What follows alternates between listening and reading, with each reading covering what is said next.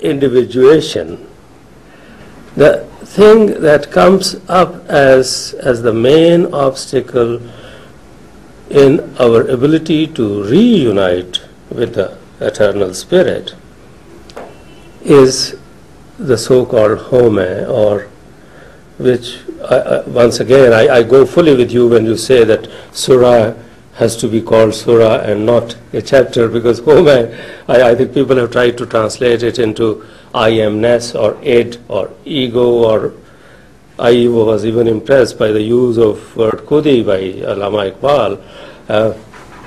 And that is the big problem, that home dheerag hai. Home is the greatest melody. Daru bhi isma hai.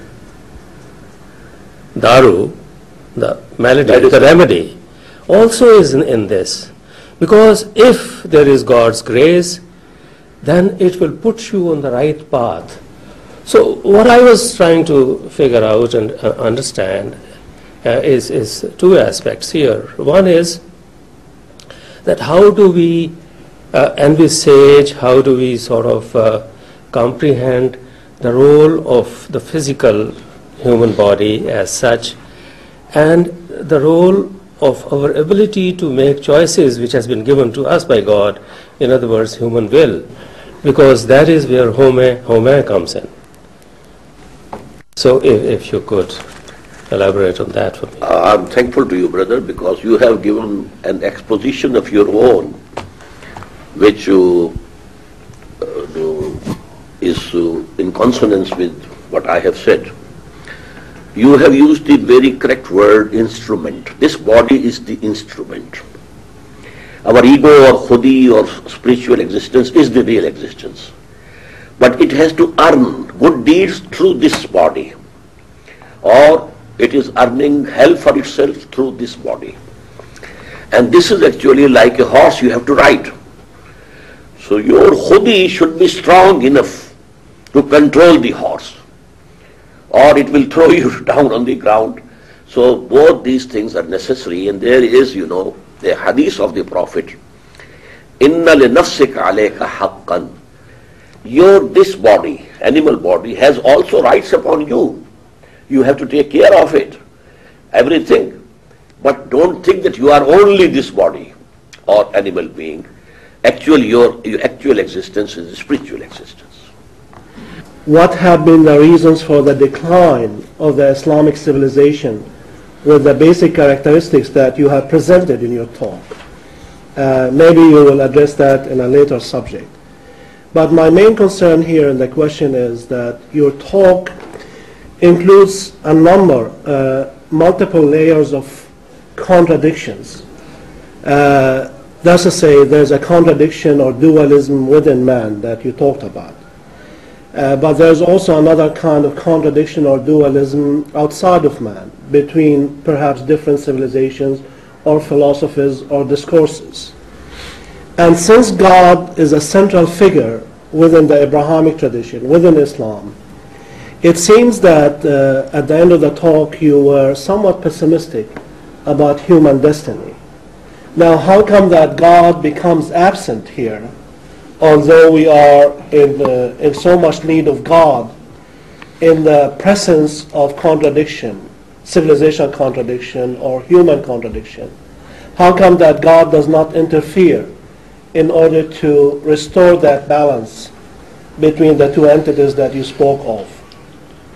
First of all, let me admit that this is global civilization, but it is, as its origin was Europe.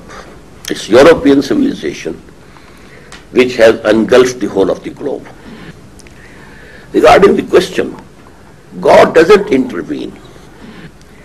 He has created this world, bestowed human beings with faculties, and now it is for them to show خَلَقَ الْمَوْتَ وَالْحَيَاةَ لِيَبْلُوَكُمْ أَيُّكُمْ أَحْسَنُ عَمَلًا.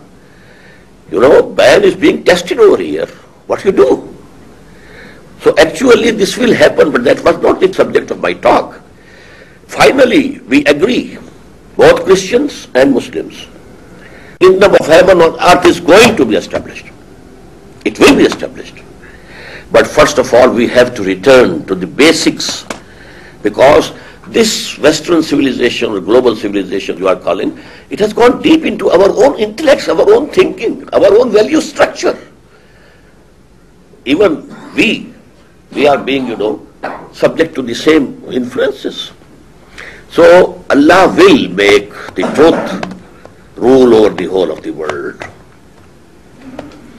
I have a couple of questions about the second part of your presentation on human knowledge.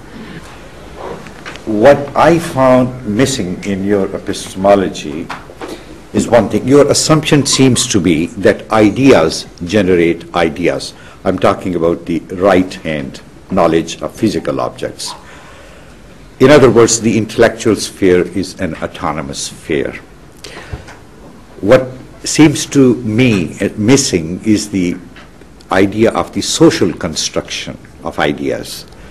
In other words, ideas themselves do not generate subsequent ideas, but philosophy and social science theories are the product of the socio-economic conditions in which they are articulated.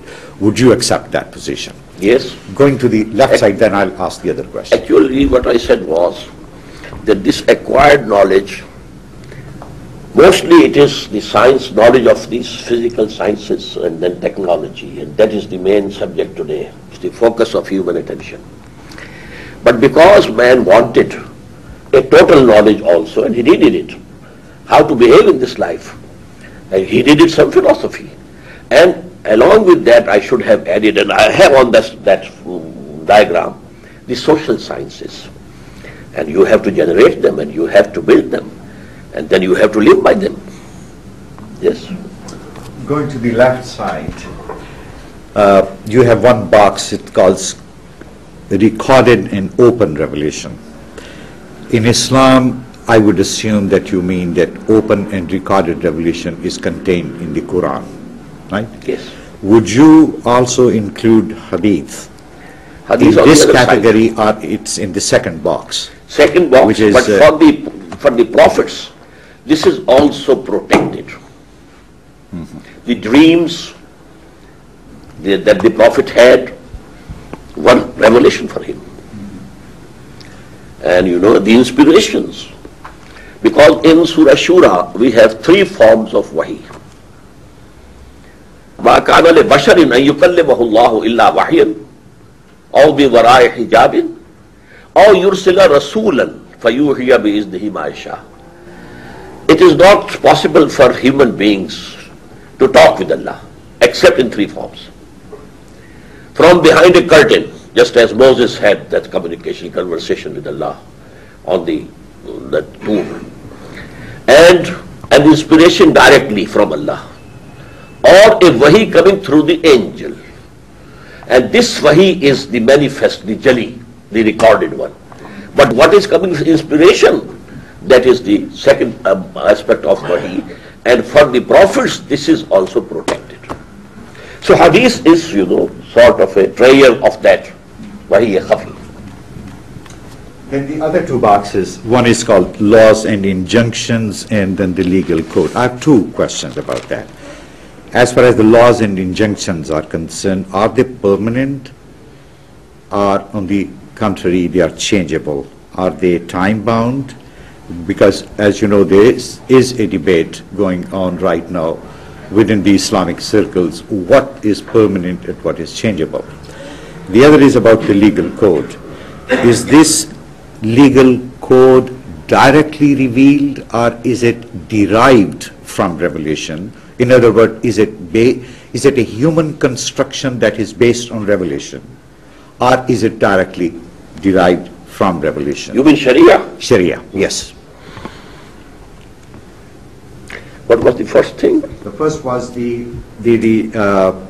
is it permanent? It is permanent, and that's actually connected with the finality of the prophethood. These laws kept changing.